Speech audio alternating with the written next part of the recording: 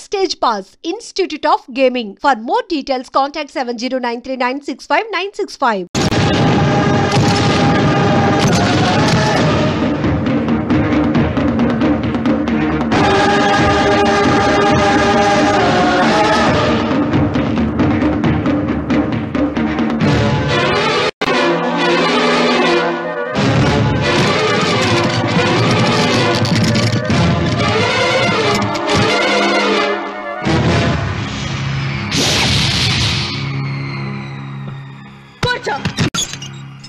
నువ్వు ఉయ్యాల బల్ల మించి లేచావంటే నన్ను చంపుకు తిన్నట్టే. అన్వర్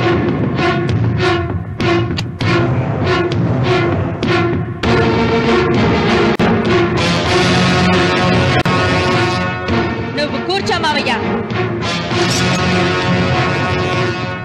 సులోచన, బుద్ధి లేకుండా ప్రవర్తించకు. వేప చెట్టుకు పాలు పోసి పెంచినా అది చేదుగానే ఉంటుంది, కానీ తీయగా మారదని ఆయన ఎన్నిసార్లు చెప్పినా ఆయన మాట వినకుండా నీ అడుగులకు మడుగులెత్తాను. ఆయన ఎవరనుకుంటున్నావు? ఈ ఇంటికి పెద్ద. దేనిలో పెద్దండి? హత్యలు చేయడంలోనా? పక్క వాళ్ళ పొలాలు ఆక్రమించుకోవడంలోనా? వీధిలోకి వెళ్లి పసిబిడ్డని అడిగినా చెప్తాడు ఆయన ఎంతటి నీచుడో హంతకుడోనని.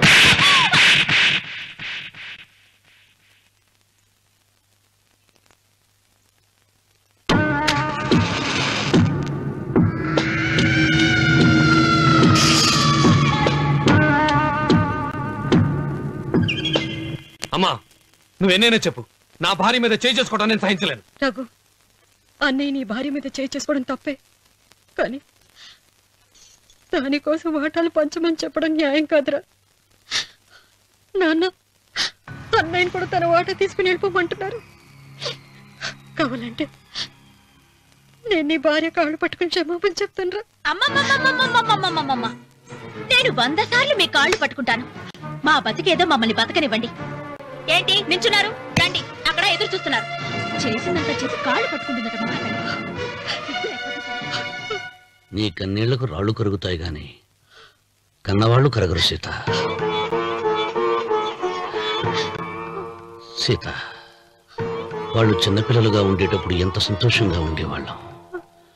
వాళ్ళు పెరుగుతుంటే ఆ సంతోషం తరిగిపోతూ ఉంటుంది.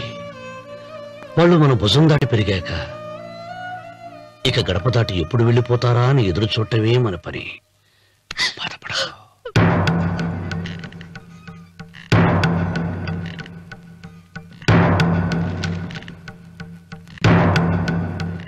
ఇదేంటి లాయర్ గారు, ఆస్తి మాత్రమే 3 వాటాలుగా రాశారేంటి? అమ్మ నగలో నాకు వాటా ఉందిగా, ఆ నగల గురించి కూడా దీంట్లో రాయండి.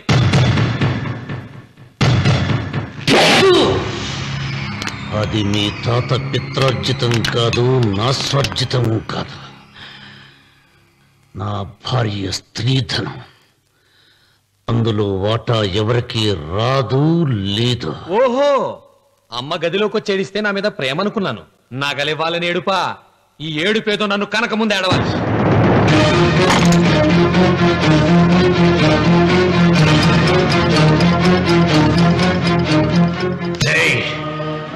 నీ అమ్మను ఎంత మాట అన్నావురా?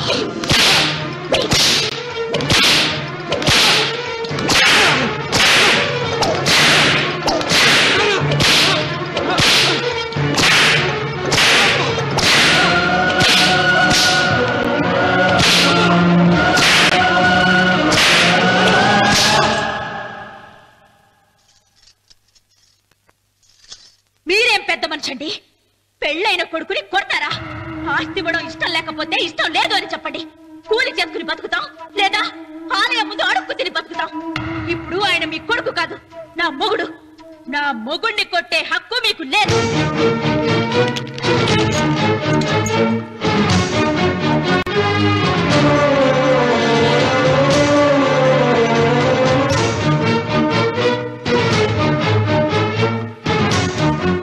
రఘు, నీకు కావాల్సింది ఈ నగలేగా, తీసుకొచ్చాను, తీసుకోరా. వద్దమ్మా, వద్దు. కాదన్నయ్య. వద్దమ్మా, నా మాట విను. ఒక తల్లి కడుపున పుట్టకపోయినా నన్ను అన్నయ్య అని పిలిచావు. నా ఇల్లు నీకు పుట్టిల్లమ్మా. ఆడపడుచు బతికుండగా పుట్టిన నగలు పంచడం శుభం కాదమ్మా, శుభం కాదు. రే రఘు, ఆ నగలి బదులుగా నా పొలం, నా ఇంట్లో బంగారంతో నీకు ఇచ్చేస్తాను, తీసుకెళ్ళిపోరా. అలాగే లాయర్ గారు, అవి కూడా రాయండి.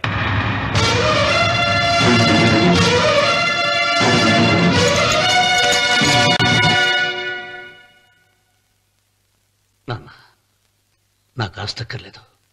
నేను మీతోనే ఉంటాను. మరదల్ని కొట్టే సంస్కారం ఉన్న కొడుకుని ఇంట్లో ఉంచుకునే సంస్కారం నాకు లేదు.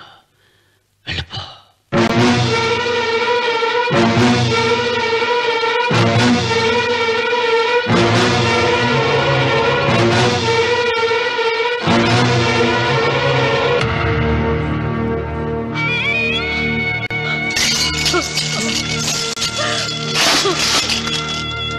సీతమ్మ, అమ్మ సీతమ్మ, సీతమ్మ,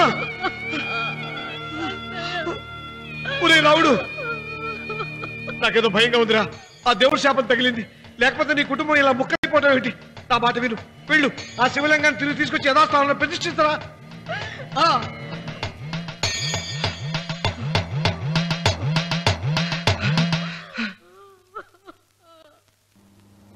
ఇదేమిట్రా రావుడు, శివలింగాన్ని తీసుకొస్తానని బయలుదేరి ఆలయం దగ్గర తీసుకొచ్చావేంటి?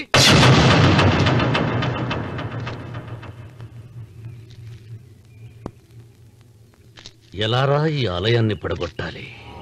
ఎప్పుడురా సంబశివరావు పొలం నా సొంతం అవుతుంది? వెంకన్న,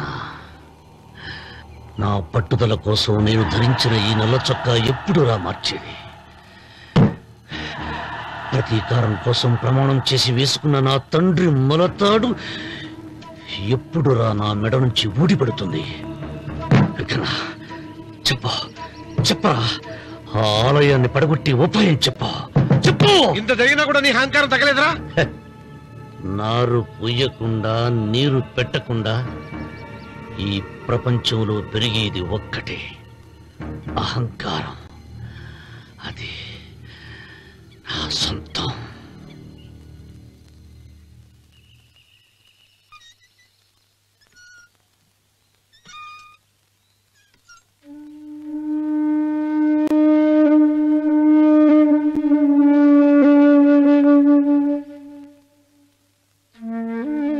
పిల్లలు వెళ్ళిపోయారు, కోడళ్ళు వెళ్ళిపోయారు. వచ్చే రాఖీ పండుగ నాటికి ఇది కట్టడానికి నేను కూడా ఉండకుండా వెళ్ళిపోతానేమో. చిచ్చా, అవే మాటలమ్మా. నువ్వు నిండు 100 ఏళ్ళు బతకాలమ్మా. 15 రోజులు కూడా పిల్లలు లేకుండా బతకలేకపోతున్నదని 100 ఏళ్ళు ఎలా బ్రతకలన్నయ్య?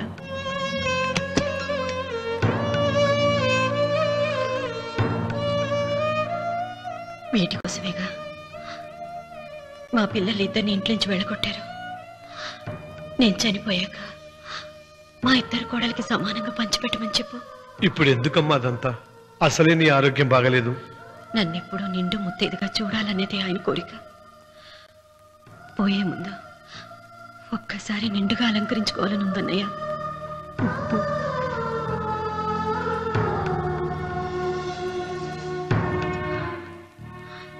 ఈ అన్నయ్య లేకపోతే నా ఈ కోరిక తీరేది కాదు. నీ చేతులతో అలంకరించన్నయ్య.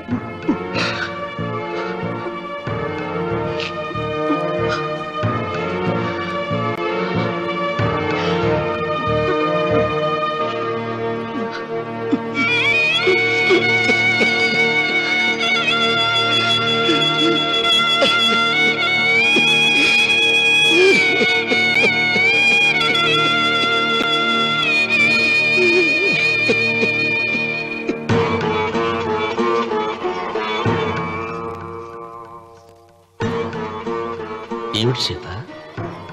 వడ్డానం పట్టట్లేదు, సరిగ్గా పెట్టండి. పేరంటానిక? అర్థం ముందు అలంకరించుకుని కూర్చోవడం కంటే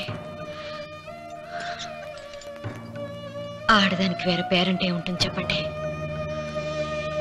ఏమండి, మీరు ఉత్తమ జాతి స్త్రీ రెండో కోరిక కోరదు అన్నారు. అందుకే మిమ్మల్ని అడగలేకపోయాను. కానీ చనిపోయే ముందు నీ ఆఖరి కోరిక ఏమిటి అని అడుగుతారు. నా ఆఖరి కోరిక ఆ శివలింగాన్ని తీసుకొచ్చి ఇంటి ముందు ప్రతిష్ఠించండి. సీత, పళ్ళు గట్టిగా ఉంటాయని, నాలుక మెత్తగా ఉంటుందని మనం పళ్ళకే ఎక్కువ విలువనిస్తాం. వయసు పైన పడుతుంటే ఒక్కొక్క పన్ను రాలిపోతుంది. వయసు పెరుగుతున్న కొద్దీ ఒక్కొక్క బిడ్డ దూరం అయిపోతాడు. కానీ నాలుక మాత్రం భర్తకు భార్య లాంటిది, భార్యకు భర్త లాంటిది. బ్రతికినంతకాలం తోడుగా ఉంటుంది. బిడ్డలు దూరం అయిపోయారని ఏదోదో మాట్లాడుతున్నా. సీత, నా మీద కోపం వచ్చిందా?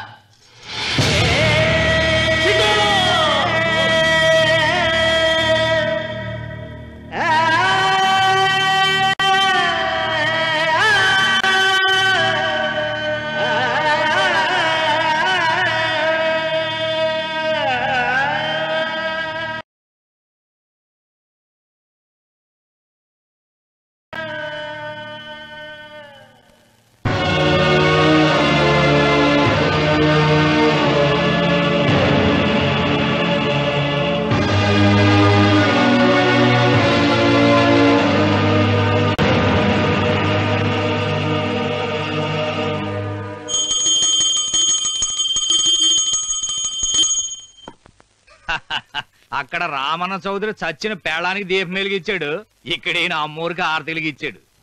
నేను ఆ రోజే చెప్తేనే అది చాలా మహిమగల శివలింగము, దాని జోలికి పోతే సర్వనాశనం అయిపోతాడని. పిల్లలేమైనారు? ఇల్లు వదిలిపోయినారు. పెండ్లాము లోకం ఏడ్చిపాయ. ఇక రామన్న చౌదరితో పాటు ఆయన వంశం కూడా గబ్బు లేచిపోతా. ఒకవేళ భయపడి ఆ శివలింగం మళ్ళీ యథాస్థానంలో పెడతాడేమో. పెట్టడు. పెట్టాలని ప్రయత్నిస్తే ఎట్లా ఆపాలనో మనం చూసుకుందాం.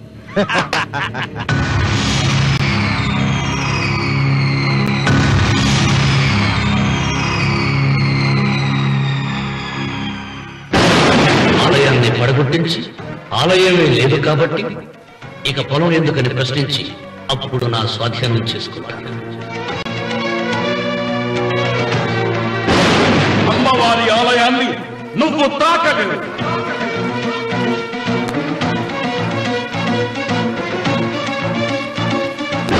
ఆ ఆలయాన్ని పడగొట్టలేదండి.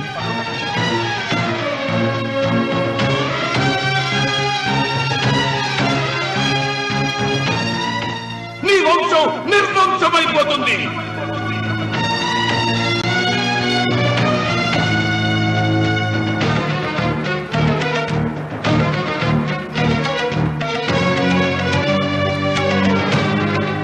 ఆ శివలింగాన్ని తీసుకొచ్చి ఇంటి ముందు ప్రతిష్ఠించండి.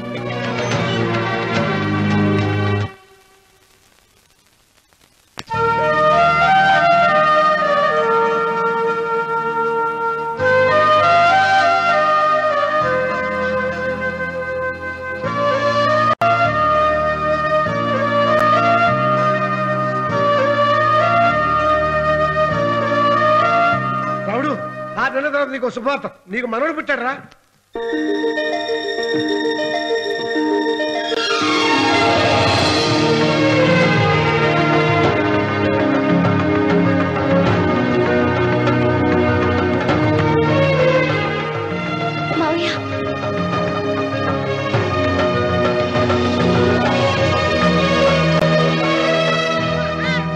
నా వంశం నిర్వంశమైపోతుందని జటాధారి శపించిన ఎదిరించి నా ఇంట పుట్టిన మొదటి వంశాంకురం.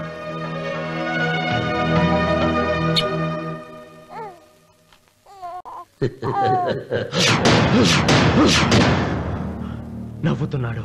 ఆ రమణ నవ్వుతున్నాడు. మళ్ళీ నవ్వుతున్నాడు. వాడు నవ్వుతున్నాడు. వారసుడు పుట్టాడని హాయిగా నవ్వుతున్నాడు. వాడి ముఖంలో ఆనందం కనిపిస్తే నీ జీవితంలో నిప్పులు పోసుకున్నట్టే తెలుసా? నా అనుమానం, 3వ వాట కింద తను ఉంచుకున్న ఆస్తి, అంతస్తు, నగలు అన్ని అన్ని అన్ని ఆ బిడ్డకి రాసిస్తాడు తెలుసా? మొన్న డాక్టర్ పరీక్షించి ఏం చెప్పింది నీకు? పిల్లలు పుట్టే అవకాశం చాలా తక్కువగా ఉంది అని చెప్పలేదు? చెప్పు.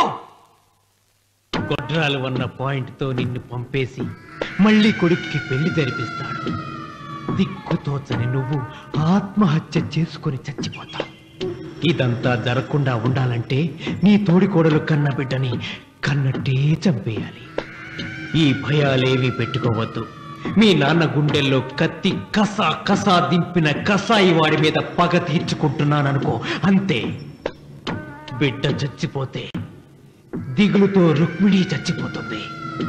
ఆమె పోతే ఈ ఇంటికి, ఆ ఇంటికి, అసలింటికి అన్నిట్లో నీదే పెత్తనం.